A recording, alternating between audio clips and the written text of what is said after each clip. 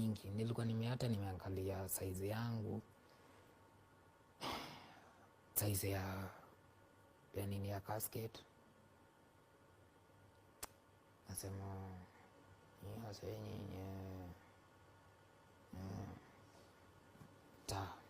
hata mimi nitazikwa kama Salim. Kwani what was happening? Bro, ni tough bro. Aje, like what's happening exactly so that we can have an idea? Ilifika time nikatoka Nairobi. Okay. Nikatoka Nairobi, nikaenda kwa kaunti nyingine, sitasema. Nikakaa man, bro, ni tough bro. Unajaza matatu bro, unapata ukienda sana unapata so. Unaenda home na so. Sasa hizo mama alikuwa anafanya job hivi, akipata sana ni 150. So hiyo ni 250.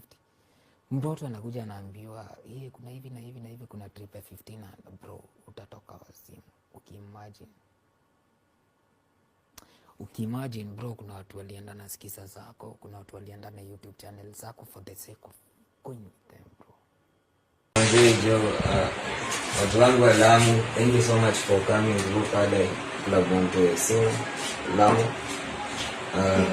hii man, imeenda hivyo manzi. Climate change inapolikanga, so after performance so at the thank God performance ilikuwa fresh. Thank God to my promoter Madam.